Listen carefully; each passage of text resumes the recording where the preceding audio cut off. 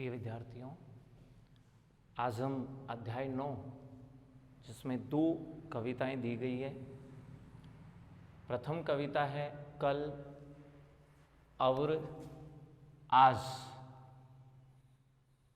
कल और आज, कल का अर्थ यहाँ ग्रीष्म ऋतु है जो बीत चुकी है, जा चुकी है, इसलिए कल कहकर के संबोधित यहाँ पर ग्रीष्म ऋतु कहा गया है।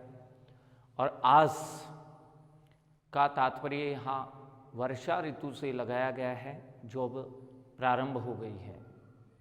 कल और आज, इस कविता में कवि ने ग्रीष्म ऋतु में किस तरह की परेशानियां थी, क्या क्या समस्याएं थी, उस गर्मी से कैसी पीड़ा हो रही थी, और जब वर्षा ऋतु आ गई तो वर्षा ऋतु में कैसा माहौल, कैसा वातावरण मिला, कैसा उत्साह जागृत हुआ उन किसानों में या पक्षियों में, या जो वर्षा के जीव हैं जो विशेष प्रसन्नता वर्षा से होती है, मेंढक है, मोर है, उनमें कैसा उल्लास छा गया, ये वर्णन किया है कल और आज कविता में। दूसरी कविता है उषा की लाली। उषा काल में सूर्य की जो लालिमा युक्त किरणें पहाड़ की चोटियों पर गिरती है और जैसी स्वर्णिम आभा दिखाई देती है, उस उषा काल के सौंदर्य का वर्णन उषा की लाली कविता में किया है। कवि है नागार्जुन। इनका मूल नाम वैद्यनाथ मिश्र है। दक्खन, यात्री आदि नामों से भी इनको पुकारा जाता है और इन्होंने यात्राएं खूब की है, इसलिए इनका नाम यात्री पड़ा था। और अंधविश्वासों के वश कारण दक्खन भी इनका नाम रखा गया था। तो नागार्जुन बहुत ही अच्छे कवि हैं। मूल नाम वैद्यनाथ मिश्र है। कविता की पंक्तियों को देखने से लगता है एक पंक्ति बहुत छोटी है तो दूसरी काफ़ी बड़ी है, जिससे पता चलता है छंद मुक्त कविता है। एक बार हम वाचन करते हैं। अभी कल तक गालियां देती थी तुम्हें हताश खेतीहर, अभी कल तक धूल में नहाते थे गौरैयों के झुंड, अभी कल तक पथराई हुई थी धनहर खेतों की माटी, अभी कल तक धरती की कोख में दुबके पड़े थे मेंढक, अभी कल तक उदास और बदरंग था आसमान। और आज ऊपर ही ऊपर तन गए हैं तुम्हारे तंबू, और आज चमका रही है पावस रानी बूंदा बूंदियों की अपनी पायल, और आज चालू हो गई है झिंगुरों की सहनाई अविराम, और आज जोरों से कूक पड़े नाचते थिरकते मोर, और आज आ गई वापस जान दूब की झुलकी सिरहों के अंदर, और आज विदा हुआ चुपचाप ग्रीष्म समेटकर अपने लाव लश्कर। उषा की लाली का भी वाचन करते हैं। उषा की लाली में अभी से निखर हिमगिरी के कनक शिखर, आगे बड़ा शिशु रवि बदली छवि देखता रह गया ए पलक कवि, डर था प्रतिपल अपरूप यह जादुई आभा, जान जान है बिखर जाए न बिखर। उषा की लाली में भले उठे थे निखर हिमगिरी के कनक शिखर। भावार्थ करते हैं। अभी कल तक, यहाँ कल का अर्थ ग्रीष्म ऋतु से लगाया गया है कि अभी कल तक जो ग्रीष्म ऋतु चल रही थी उस की गर्मी से परेशान होकर हताश होकर खेती हर यानी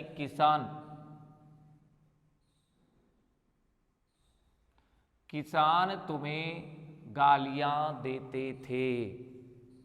ग्रीष्म ऋतु से कहा गया है कि ग्रीष्म ऋतु जो कल तक थी, अभी कल तक जो ग्रीष्म ऋतु थी, उस ग्रीष्म ऋतु को गर्मी से परेशान होकर के, हताश होकर के किसान गालियां देते थे। गर्मी से खेतों में काम करते करते बहुत परेशान हो गए और इसलिए गर्मी को वो गालियां देने लगे थे। अभी कल तक धूल में नहाते थे गौरैयों के झुंड, और ग्रीष्म ऋतु में मिट्टी काफ़ी इधर उधर होती है, हल्की हो जाती है, तो उस धूल में गौरैयों के झुंड लोटपोट होते रहते थे, झुंड उसमें खेलते रहते थे, उस धूल में नहाते रहते थे। अभी कल तक पथराई हुई थी धनहर खेतों की माटी। अभी कल तक जो ग्रीष्म ऋतु चल रही थी, उस गर्मी के कारण धन का मतलब यहाँ धान्य से लगाया गया है, और हर का अर्थ है हरी भरी।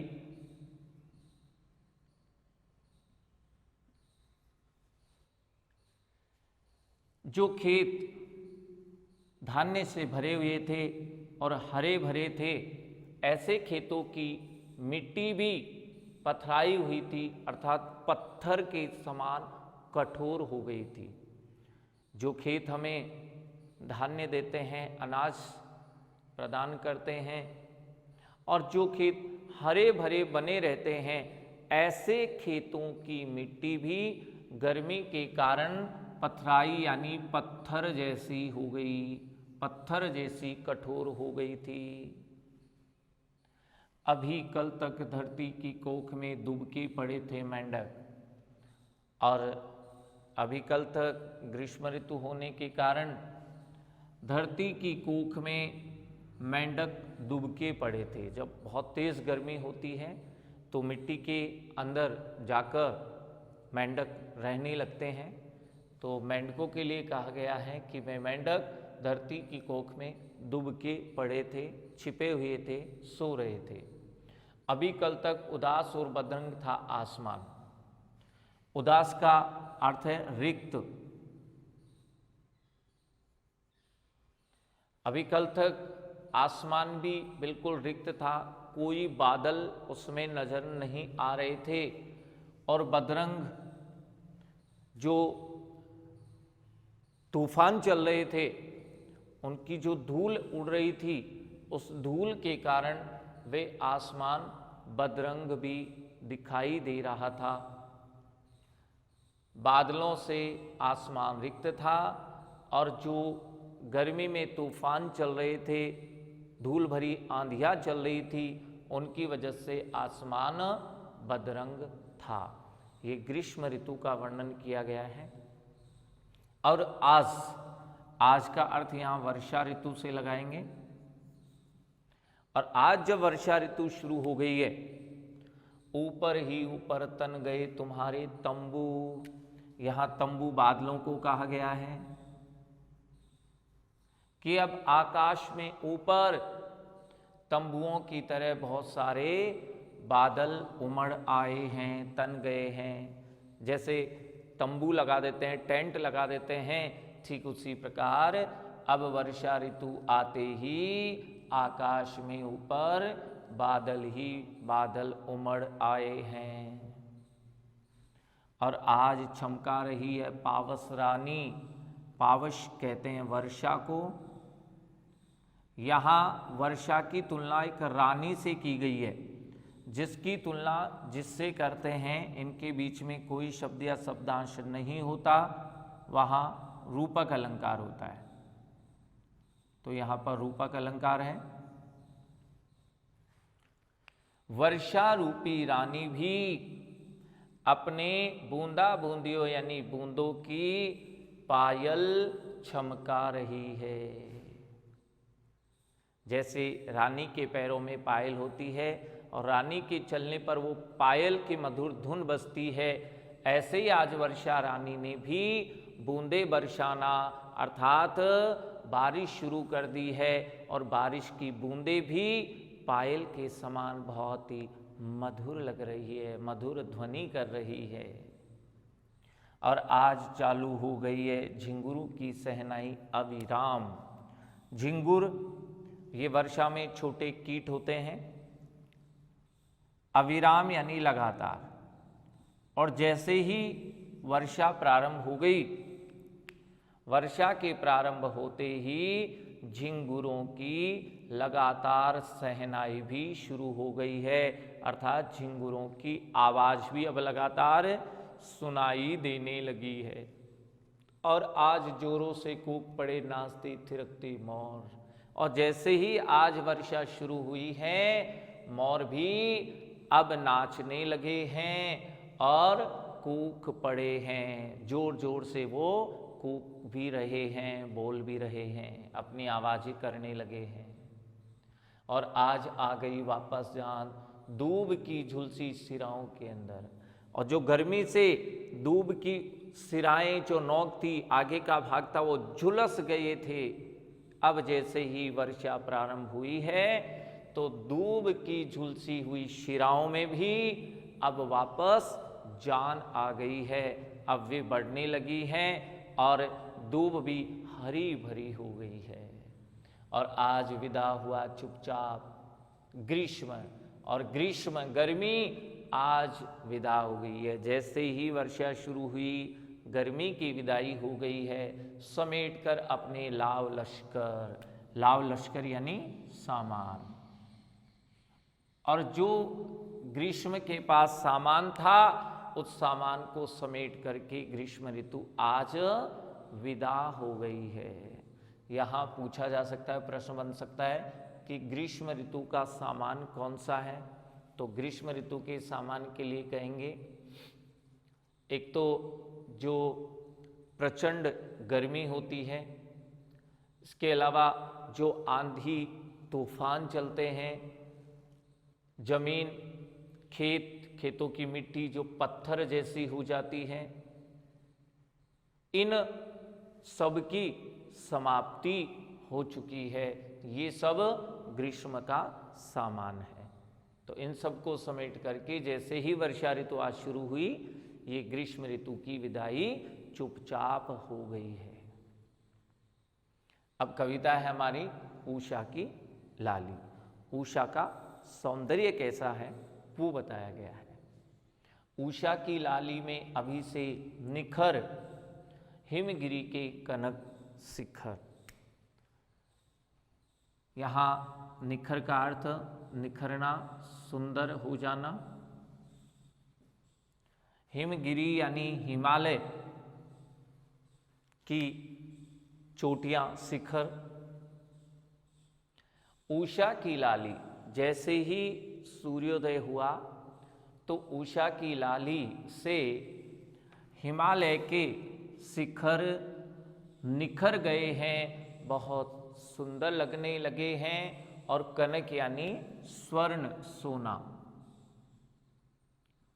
और उन्हें हिमालय के शिखरों की शोभा स्वर्णिम हो गई है, सोने जैसा, अर्थात लालिमा से युक्त वे शिखर हो गए हैं, सोने जैसे लगने लगे हैं। जैसे सोने की चमक होती है, वैसे ही हिमालय के शिखरों या चोटियों की सुंदरता बढ़ गई है, क्योंकि उषा की लाली से वे स्वर्ण के समान चमकने लगे हैं। आगे बढ़ा शिशु रवि। यहाँ सूर्य की तुलना एक शिशु से की जा रही है, इसलिए यहाँ भी रूपक अलंकार होगा।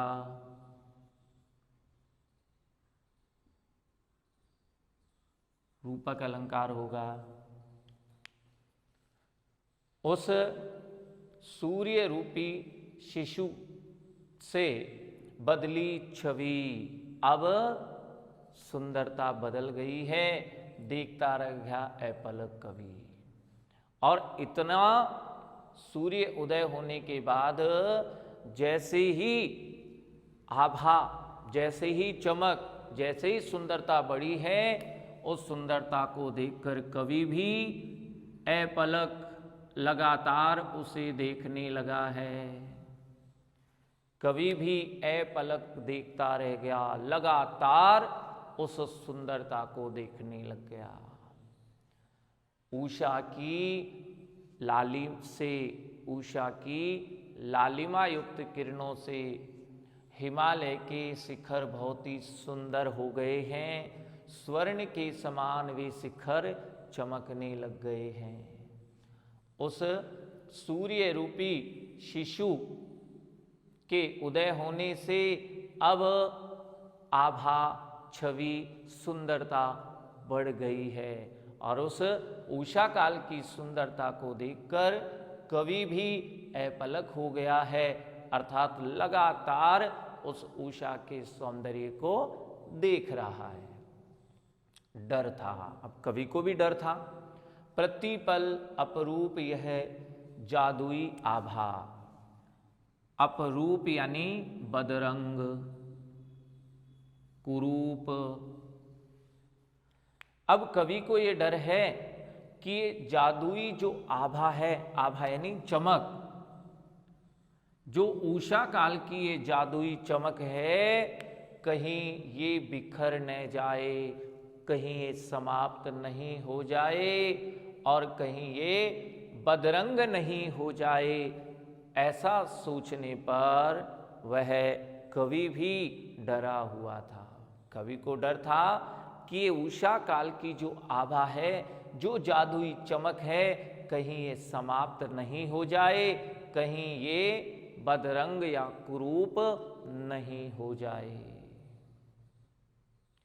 उषा की लाली में भले उठे थे निखर, उषा की लालिमा युक्त किरणों से भले यानी अच्छे और सुंदर हो गए थे हिमालय के वो शिखर, और स्वर्ण के समान वे शिखर चमकने लग गए थे। इस प्रकार से कवि नागार्जुन ने उषा की लालिमा से जो आभा, जो सुंदरता बढ़ी है, हिमालय के शिखर जो स्वर्णिम हो गए हैं, सोने के जैसे चमकने लगे हैं, ऐसी सुंदरता का वर्णन किया है। और कवि को भी डर है कि कहीं सुंदरता समाप्त नहीं हो जाए। कवि लगातार इस सुंदरता को देख रहा है और देखना चाहता है। धन्यवाद।